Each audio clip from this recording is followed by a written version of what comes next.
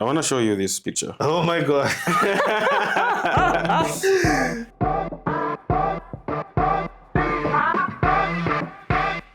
So it's back in 2010. So tell me about the name and also the AKA DJ Traffik and where that came from. At UNZA, I had a show called G Vibes, but I never had a stage name. One of my station manager used to complain, every time you come to the station, there's a bunch of guys lining up here with mixtapes or a single and they want you to play. So what happened was, one time he came in and said, causing so much traffic here, we'll just call you DJ Traffik. Oh, really? Yeah.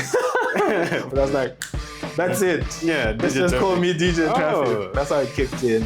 Doing music videos for Christian artists at some point distorted my brand because I was creating content without any budget. Word spread around that, oh no, DJ Traffik is whack, man. Because we would shoot music videos on a zero budget. So they couldn't afford makeup, locations, or wardrobe. Props and whatnot. Yeah, so we just find a location and shoot them as is. But anyway, that's no excuse for creating work content. So I actually had to work on rebranding, re-strategizing, building a proper brand. So what did you learn from that? I think wisdom is making sure that what you do is calculated rather than making decision based on feeling. You know what I mean? I think this is gonna work. No, I think everything has to be calculated. If you don't calculate your moves, it's gonna be difficult. It's like playing chess. So you have to be strategic. There's a really big problem with the culture that we live in. The only way creatives will be able to get to a point where things flourish, we need to collaborate. I think your show is one of the most positive outcomes that we have so far. I think the people that have been on your show and what they've done, I think putting them in one space is beautiful, man. It's brilliant.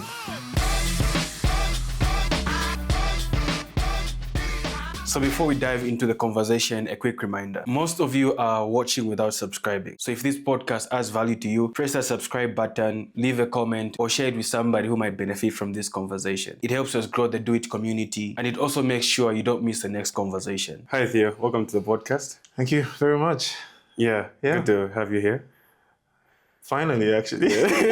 Finally. Yeah. No, I pay attention to the stuff that you're doing. Yeah. And the people that you actually have on your podcast.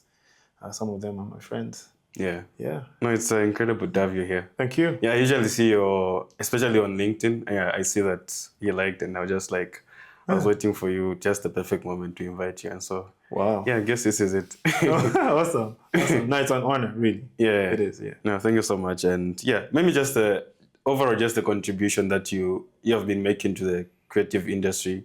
You've been in a game for a while. So yeah, looking up to you and having you here is really an honor. Wow, it's humbling. Yeah, so I like to go back. I think the first time I came across your work, probably through Instagram, maybe, somewhere there, but I've been looking at your work for a while, maybe 2020, somewhere there. Yeah, I've just been inspired, because I always wanted to be in the creative field. So when I see other people doing it as well, I'm just this is good. Okay. Yeah.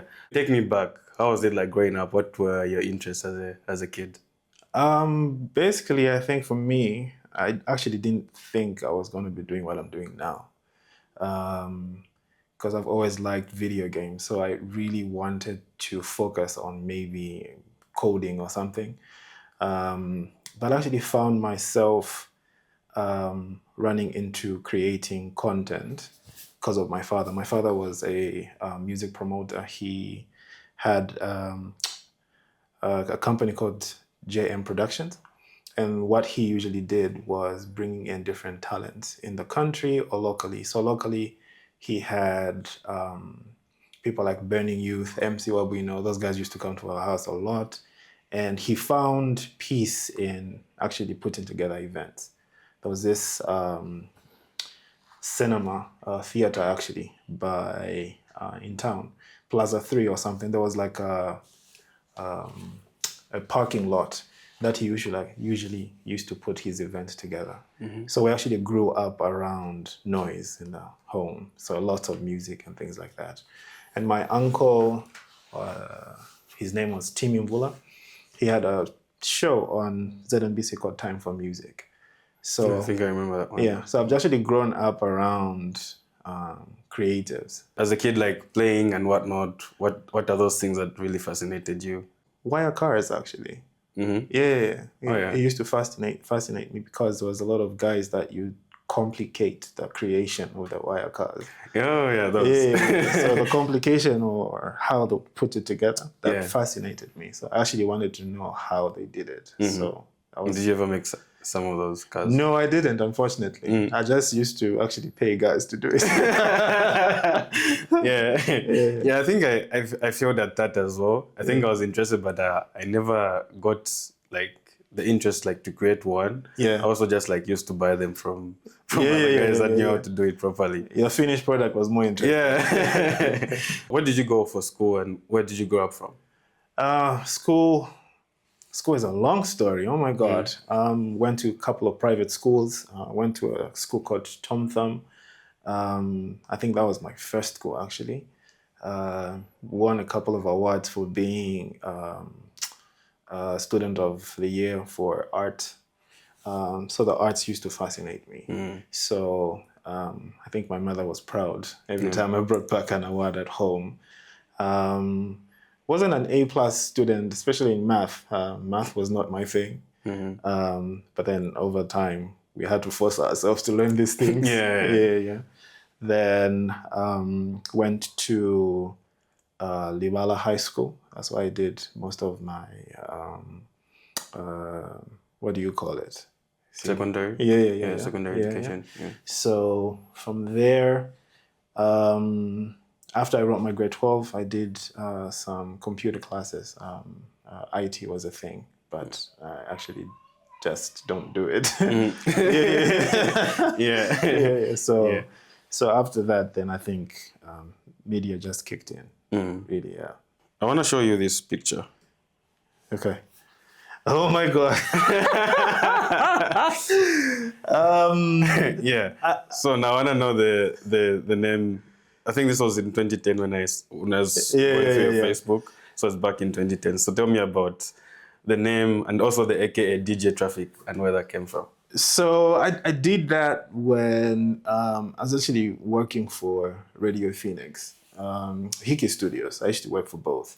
So Hickey Studios worked with Mr. Hickey. Hickey was pioneer when it came to documentaries. So there's a friend of mine by the name of Jamel Banda.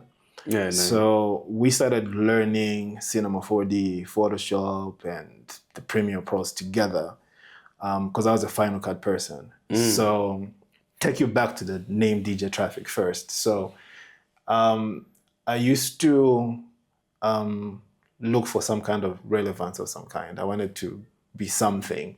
So music was one of those things I actually found peace. So at UNZA, I had a show called G Vibes, but I never had a stage name. So one of my, the one that was in charge, the station manager, used to complain. Every time you come to the station, there's a bunch of guys lining up here with mixtapes or a single, and they want you to play. So you need to come here 2 hours before your show. So there'll be like 20, 30 guys outside every time. Really? G-Vibe was about to go up online, on air. So what happened was, one time he came in and said, "You're causing so much traffic here. We'll just call you DJ Traffik." Oh, really? Yeah. We'll just call you DJ Traffik. I was like, that's it. Yeah, let's just call me DJ Traffik. That's how I kicked in. And guys would bring their singles, and actually didn't play most of the stuff on my show because it wasn't just, it. Yeah. But that's how DJ Traffik was born. So that was a result of trying to learn how to use Photoshop. Yeah, back in the day, yeah. Oh, okay. I'm sure you saw the Gaussian blur on my face. Yeah. I think I saw some of the people in your comments were saying like, "You're not doing makeup as a guy," something like that. Yeah, like when you know how to remove the pimples. Yeah. So did you ever go with a name? Like, did you ever DJ or something? Yes, 90% of all the Christian events back then, name it. A friend of mine, my best friend, DJ was popping Ronnie, and DJ Hood, we DJ'd all those events. Even when we brought in artists like Petty D, Lecrae, and 116, we were the DJs for the events. Yeah. Yeah, most of the events. Oh, really? Yeah. Nice. Yeah. Are you still a DJ? Do you still DJ? Not really. Eh? Yeah. I've got a mixtape and a couple of singles as a DJ. Yeah. I've done Mwine Akabwela featuring a bunch of guys. Most of the people don't know that song. Yeah. I think I saw that. Yeah. So I had a couple of songs. I put up a couple of songs with Magnus, Josie J. That's a long list. Lyricist. I've done a number of songs. Yeah. Also, let me just take you back from. Of course, you finished your grade 12. How is that conversation like? Kind of like chilled home for a bit. Found myself doing a number of things with the arts themselves because I used to be I had a dance group called Exhortation. So that's where most of the guys that I did stuff with came from, or the relationships that I had rather came from dancing, man.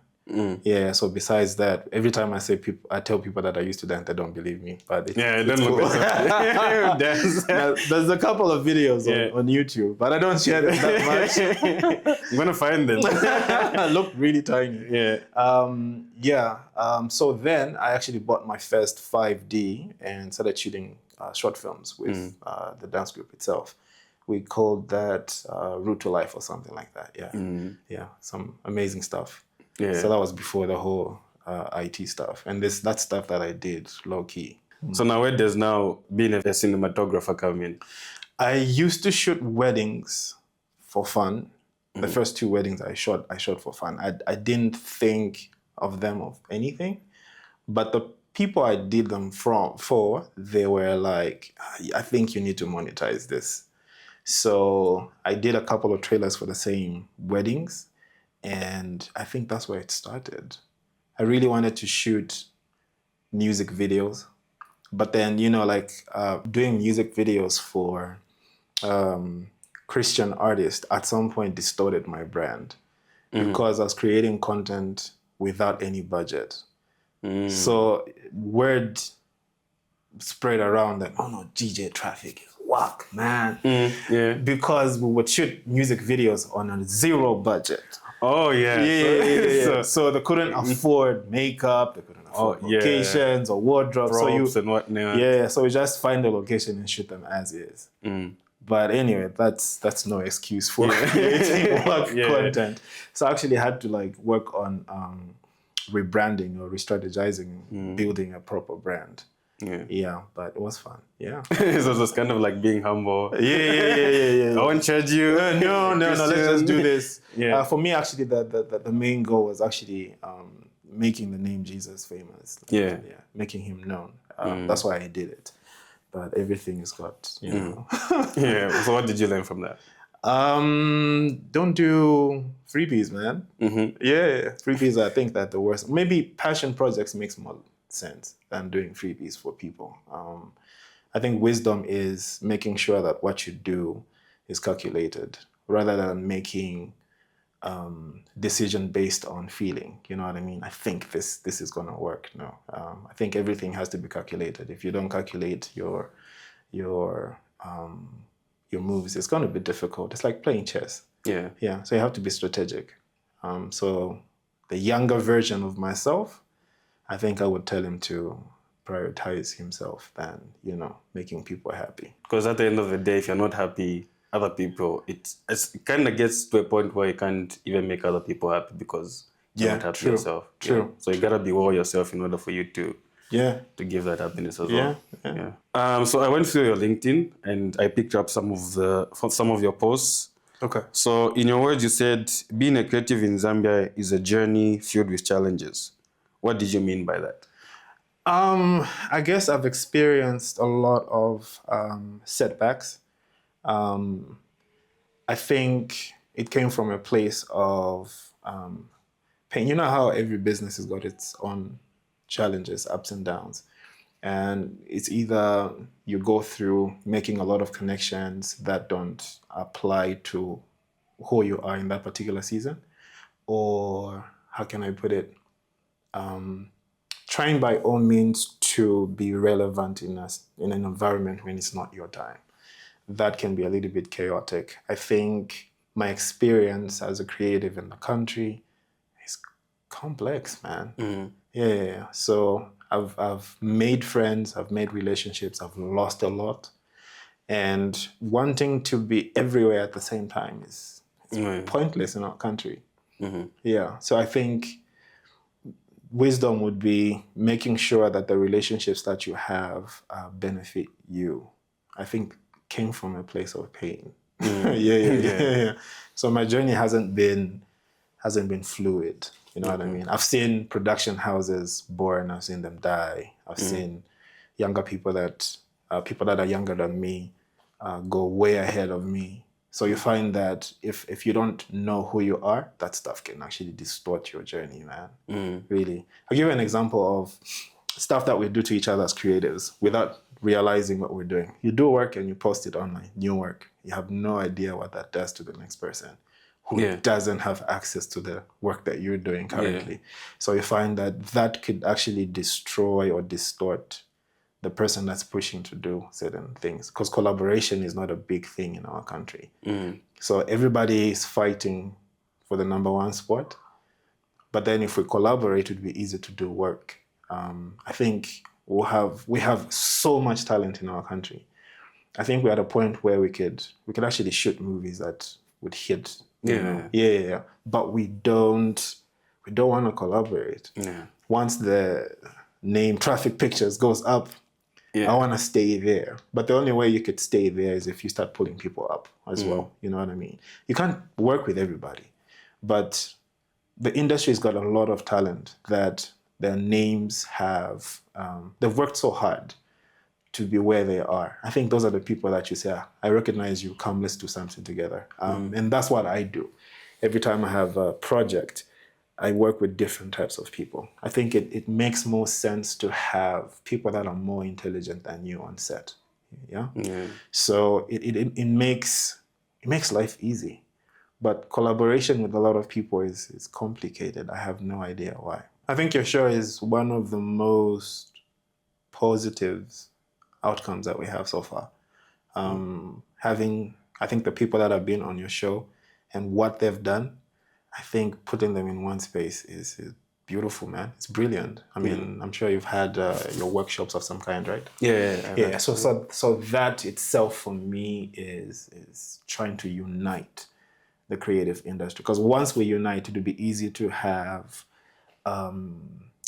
each other's contacts and give each other access to work, or some kind of union of some kind, where designers and editors are able to share work, and you have a threshold of this is how much this costs, and everybody gets to move towards the same goal. Let's build each other. Yeah, no, I'm seeing like beautiful stuff as well, and thank you so much for the compliment. I think I've seen like connections, like you said, because every person that I've interviewed on this podcast so far, I have their contact and I'm able to call them up, or if there's a gig or something I can't do it, I'll be able to give it to other people. And also there's one person, someone who's gotten like a job through this podcast. So wow. Yeah, so people are getting recognized through the same podcast, and that's something that I love and something that I'm committed to do. Awesome. Yeah. Good stuff, bro. Yeah. How has your relationship with God influenced your work? That one for me is simple, because I believe that God is the source of all blessings. So according to his word, I try by all means to do everything right. I don't like the whole, I got a job and I got to give someone something for the particular job. You get it? The industry is complicated. So I believe that he's the one that gives me access to the stuff that I do. I try by all means not to panic when I don't have work. So I try to create work when I don't have work, and he's the one that makes it possible. So everything about me, I've fully surrendered to God, man. Yeah. And in our industry, with what I just said, it's either you get sidetracked because you believe in God. So I don't think it's necessary for us to do work with you because of the God you believe in. And his name, Yahweh, Abba, Father, Elohim, that's the God that I believe in. I believe in Jesus Christ. So, I mean, he's the source of my everything, man. I've been married 12 years this year. And Congratulations. God has been the center of my marriage. Without God, I don't think I'll be married. Marriage is tough, bro. Yeah. Parenting is rocket science. So these are the most complicated things that I can't do as Theo. I can't run business without God. 90% of the relationships or the work that I have access to is because of the dancing that I used to do. And that dancing was done in a space of a place where everybody was in college at the time.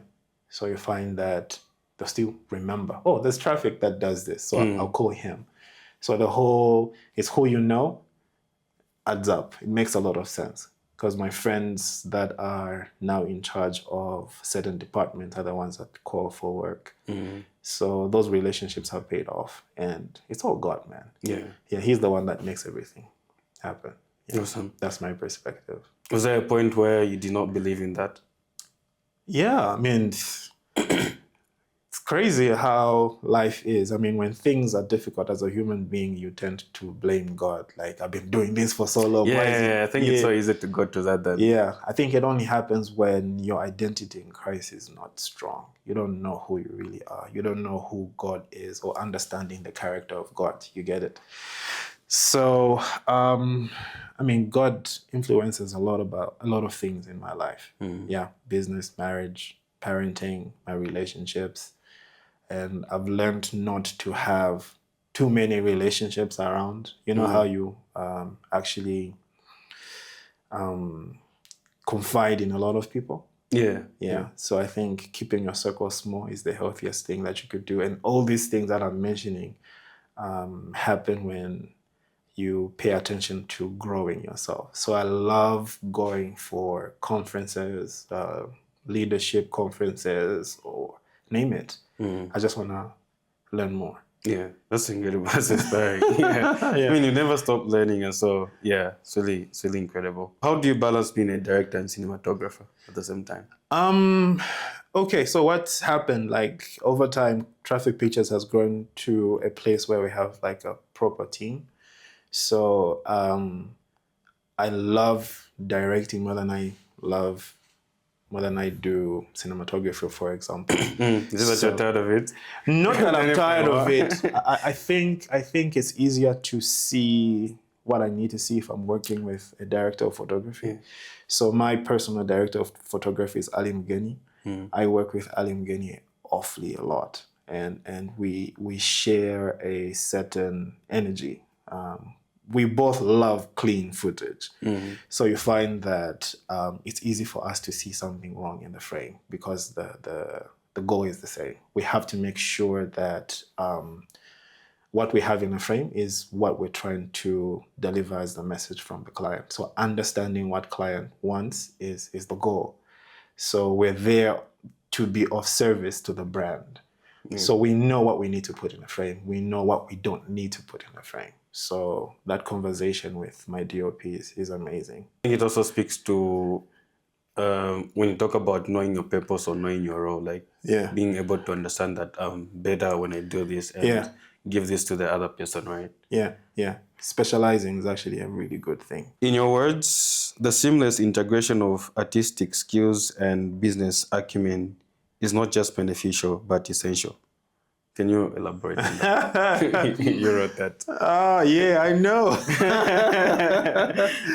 I guess it's striking a balance between the two. Oh, yeah. Yeah. If there's no balance, I don't think understanding what each element, what the purpose is.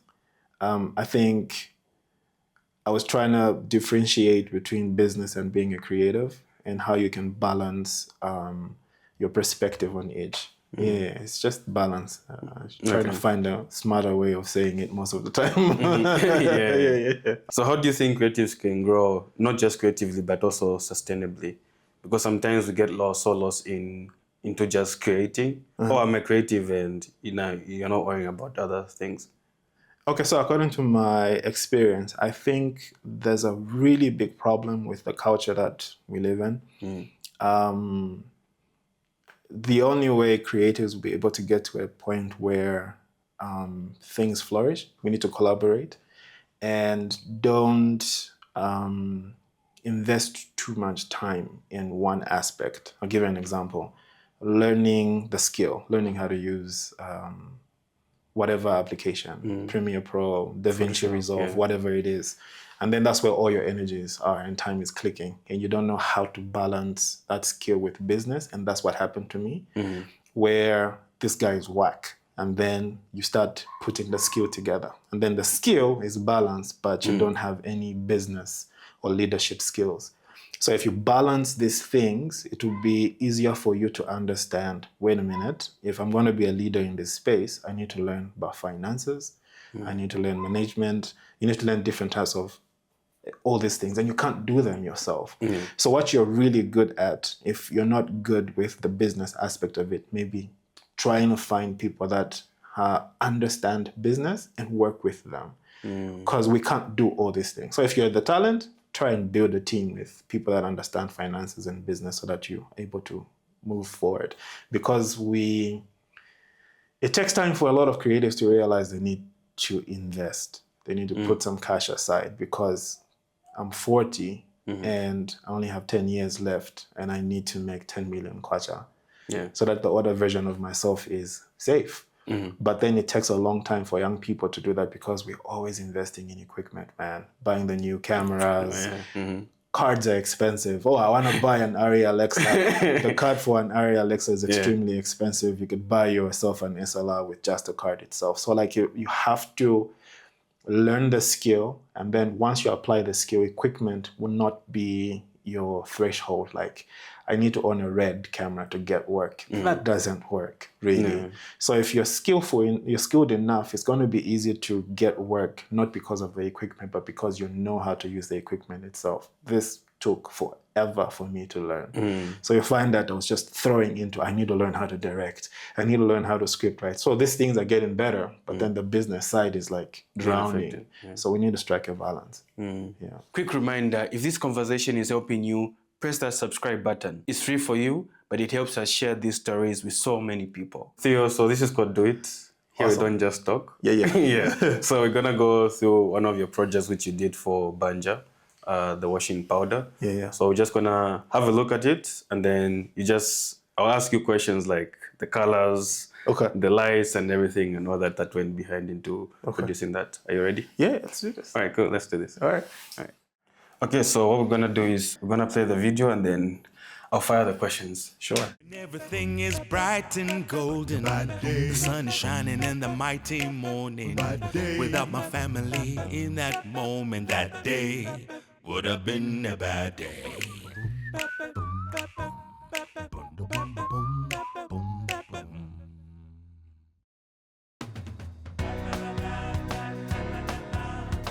When you are there, you bring the shine into my day.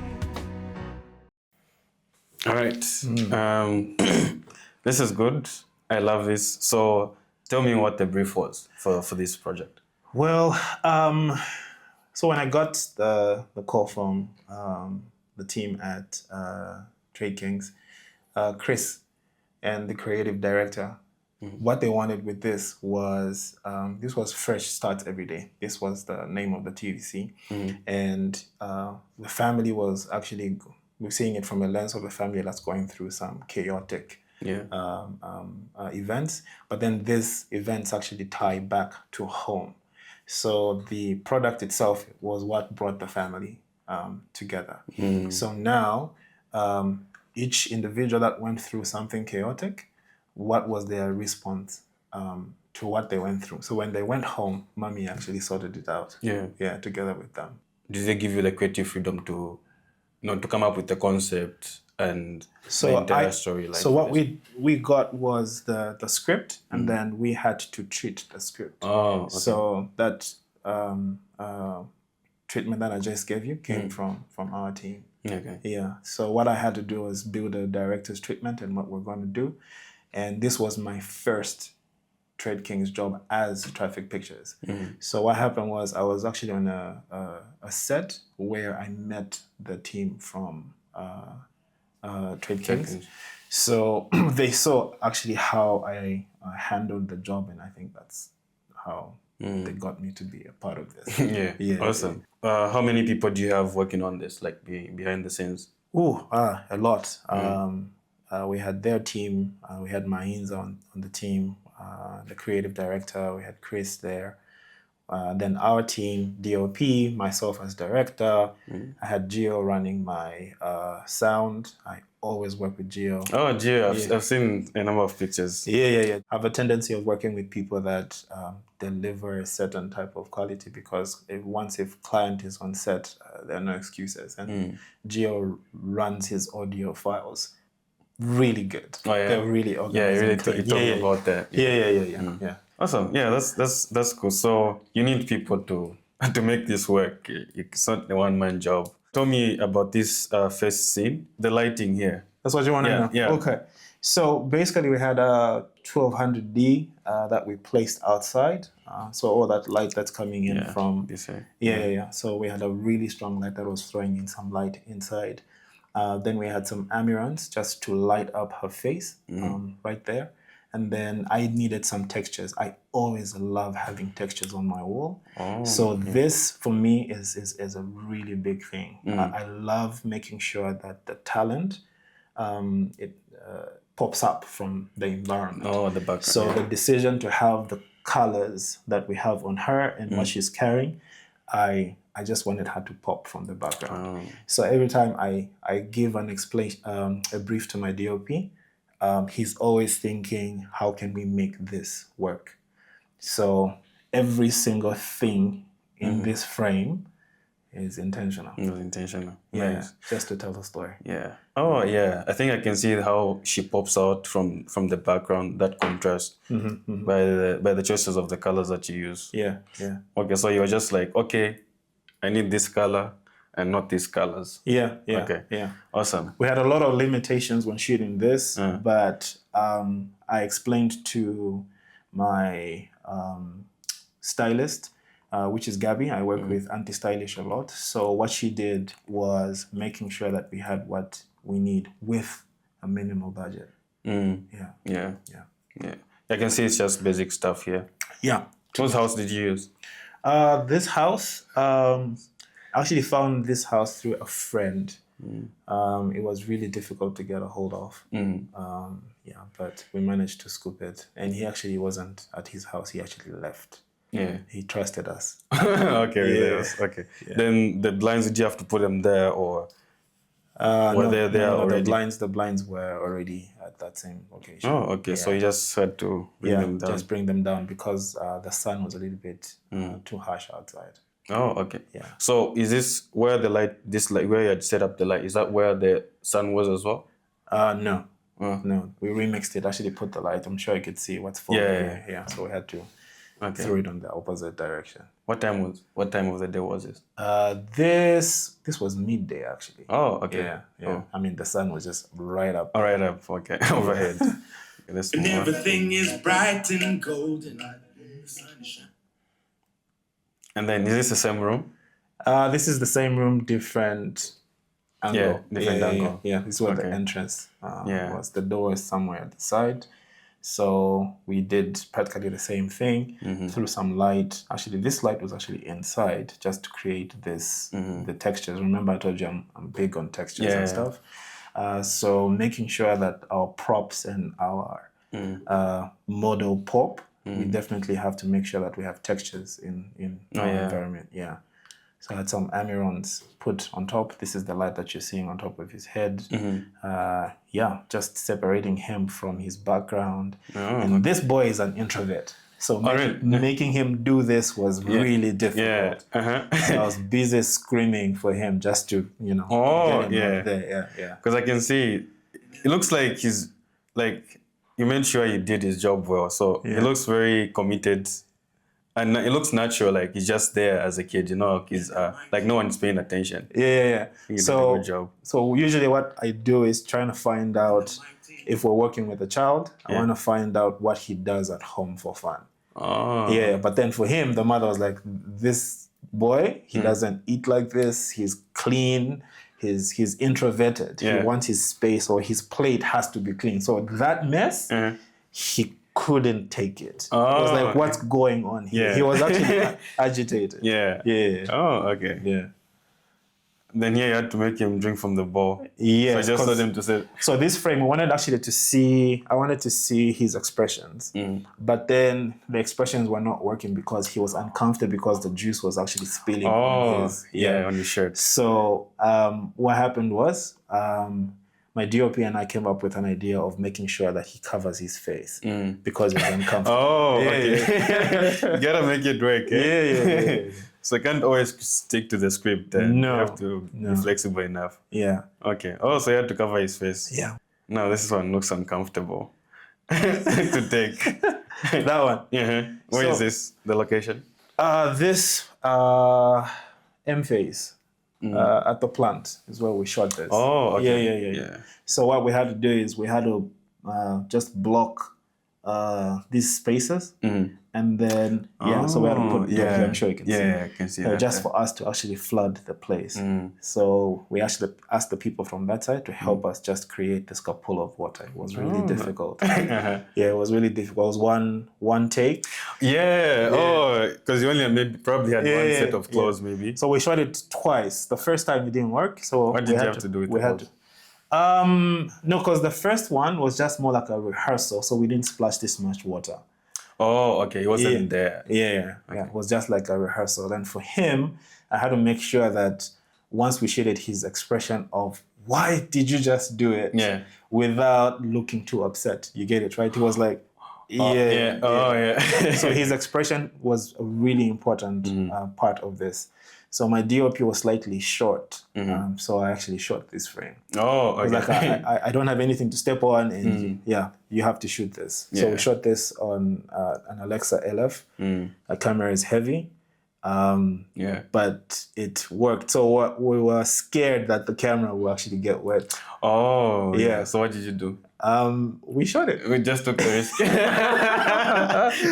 You didn't cover any plastics or anything. No. We shot it. So my DOP was actually standing next to me, making sure that he covered the camera. So the water splashed and So this is sunlight, right? There's no. This is sunlight. We just bounced some light just to separate shadow side. Just to separate him from everything else. We just put some light. Where did you put it? What did you? See where the car is? I had a team that was actually standing across. Oh, with the light. Yeah. With the bouncer, actually. Yeah. Oh, with the bouncer. Yeah. Okay. Yeah. Okay. Let me wind this and watch. So did you have two cameras pointed at him, or it was just one? It was just one. So these are different instances. So first frame. Oh, so we shot this. Yeah. So we shot this separately. Actually, I had. Wait. So we sprayed. So this first frame, and then the second one is a different take. Oh, so we actually just flash him twice. Yeah. We just used a cup or something to pour water on him on the second one. On the close up. Yeah. Okay. Yeah. Two different shots. I'm sure I felt it. Okay. They worked. Yeah. So this is the second shot with Yeah, this was the second frame. Yeah. So we marked where he stood before. So that's why we placed him and just pour water on him. And I was like, you have to look at the car like it just happened. Yeah. And he did his thing. He followed instruction. Yeah. He got the right expression. Did you have to shoot this once? This part for his expression? Once because his shirt was messed up already. Yeah. Okay. Interesting. Yeah, that's the reason why I actually asked him to face down. Oh, and then come. Yeah, just to hide this. Okay. Yeah. Oh, okay. I see. Nice. I love the color grading on this. This is so nice. Who graded this? DaVinci Resolve. Ali and I do most of our grading. Yeah. No, I love how the colors just pop, the green and everything, the browns. Yeah, this is cool. Yeah. This is probably the golden hour, right? Afternoon. Kind of. Actually, the sun here was nowhere. Actually, yeah. For it? It was actually going down. Actually, we didn't have a lot of it. So what we did, we placed a 1200D somewhere this side, just to separate our talents from the background, and then we threw some fill on this side. So a negative fill was somewhere that side. We always, Ali and I are big on negative fill, just for us to have depth in our images. Yeah. Cool. Yeah. Oh, this is nice. Okay. Let me just play it. Okay, now the splashing of the mud. Yeah. Is this, were these like two separate ones when she jumped? We shot this for quite a while, really. Yeah. We shot it for quite a while because we kept on getting him dirty. And this is like the only outfit that we had for him. Yeah. So we had to be strategic on how we got each frame. And client was actually in this house looking at what we're shooting. Oh, yeah. So every time she stepped on the mud, when it splashed, the expression that we were getting from him was not coming out yet. So I think when we got to the third or fourth take, then the expressions kept on coming out. Yeah. she was a natural. You could tell her, you know, I want you. She was excited. Yeah. So she enjoyed doing this. Yeah. How many times did she have to do it? Because take it back a bit, just a couple of frames. I'm sure you could see back again. You could see like the dress was already wet. Already wet, but it's not so noticeable. Yeah, so yeah. You were able to get away with it. Yeah. Yeah. Oh, okay. Yeah. Oh, this is a separate one, right? Yeah. You can see that cut. Yeah. So you could So tell here it was splashed- already. Yeah. Okay. Yeah. The boy wasn't here anymore. No, he wasn't. Yeah. We had to let him Yeah. go. Okay. We had to let him go. Actually, if you paid attention to this frame, all this was CGI. All this, because here we had sky. So we didn't have the sun. It didn't make sense. It looked so flat. So we couldn't do any sky replacement and stuff like that. So all this stuff was added in post. Oh, that's CGI. Yeah. We had all added all that stuff in post. Yeah.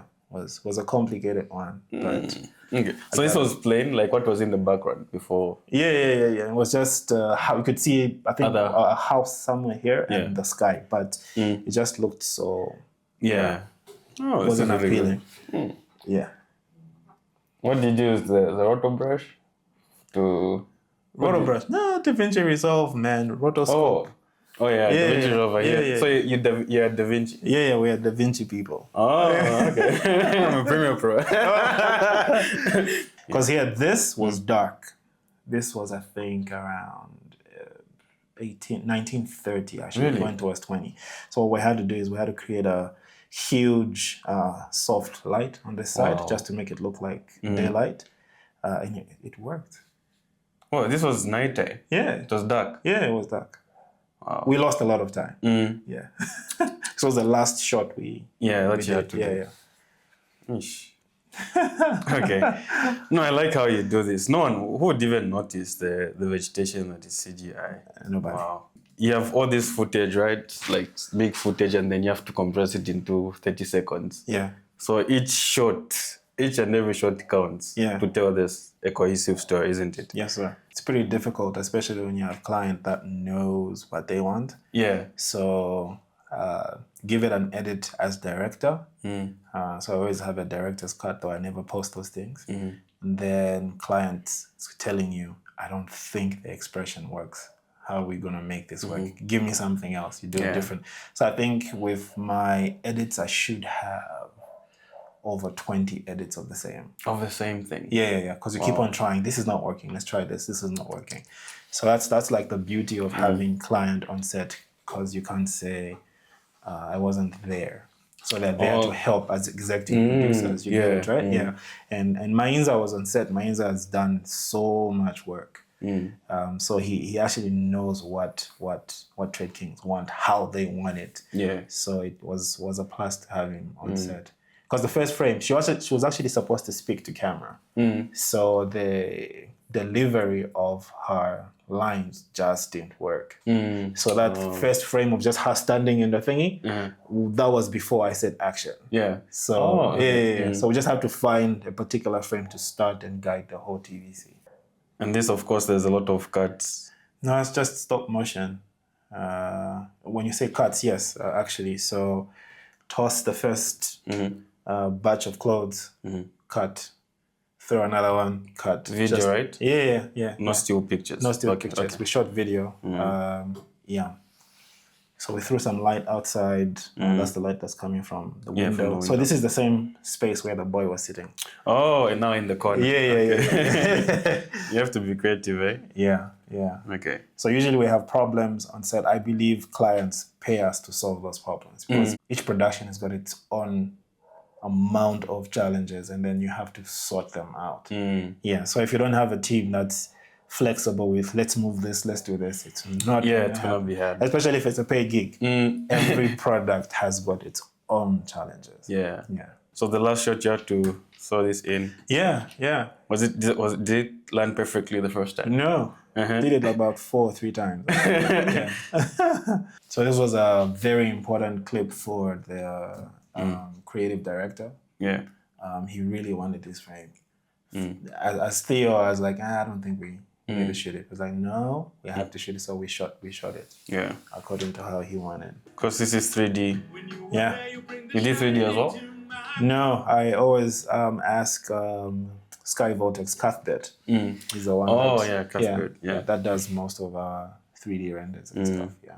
Yeah. So I like the expression here. Yeah. It looks so real. Like, look at him. So there's a lot of things, like I said, we didn't have. Like the table itself, I had no choice but to use, because this was a table that we used for a video village, but we didn't have enough stuff to put at the back. There's a lot of things with this frame that I personally don't like. Oh, yeah. And we can't see that as an audience. Yeah. There's a lot of things. So where they're standing, so you could see all that stuff with the CGI shot I just told you. So this is, you could see a house and thingy, but then the sun just went down. So okay. Yeah. So we had to shoot this before. I'm sure you see how it's actually looking like it's almost dark. Yeah. Okay. So there's a light here, which looks like a light from here, this direction. Yeah, you that put the direction. light. Yeah. Okay. So the 1200D gets us out of a lot of tough spots. Yeah, it's a really strong light. But so far so good, man. Yeah, this is good. We added some grain. Oh, a bit and the halation. I can see that as well. Yeah, some color correction and through the grade there, and it looks beautiful. Yeah, no. I think the best camera I've shot on, the Arri Alexa is really good. It's good in natural conditions. Then the Venice has got really good colors. But these cameras are heavy. I don't think I can. Yeah. I don't think I can. I would want to shoot anything on an Alexa without like having a proper budget. Yeah. That camera is heavy, man. Oh, it is? Yes. Never seen it before in person. Yeah? Yeah. That's what you use for almost all your work. It depends on the nature of the job. So it's okay. either we get a Venice or the Alexa we shoot on Blackmagic.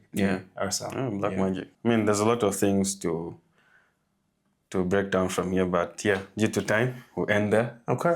All right, thank you so much, Theo, for the project breakdown. I really enjoyed this. This is what I love, like to know exactly what went into the work and every shot. Thank you so much. Awesome. All right, back to our conversation. Yeah. Good. All right, Theo, thank you so much for the project breakdown. That was really helpful. I found it fun. Okay. Yeah. A lesson that has helped you go as a creative leader. A lesson. I can't do everything by myself. How can I put it? I'm more of introverted. My wife is the extrovert. Yeah. And what is the right description for myself? I'm an ambivert, a little bit of both. Oh, yeah. But most of the times you find that the introverted side of me like kicks in awfully a lot, especially when I'm in places that I'm not familiar with, I just close down. Yeah. I rarely go out to events or concerts. I love peace. You like to be home. That's me. Exactly me. Yeah. I feel like when I'm isolated, there's a lot of things that I get to sort out or think of, and I just love being away from noise. Yeah. So the lesson for me is I can't do what we do by myself, and every leader needs people around them to actually move forward. What would you tell your younger self starting out? Make friends. Yeah. Make more friends than the ones you have. Yeah. Yeah, networking, I think, is a really important aspect of what we do. It's time for the rapid fire questions. Oh, okay. Yeah, short answers only, no long answers. Oh, wow. Yeah. Are you ready? Let's go. All right. Favorite lens? 35. 35 35 millimeter, yes. Mm, okay. Most memorable shoot? That one is hard. Yeah. That one is hard. There's many. There's many. There's too many. Yeah. There's many. Give me 3, if you can. 3. Usually we pick no long answers, man. MTN. I think it's Live It Up. F&B, the Heart campaign.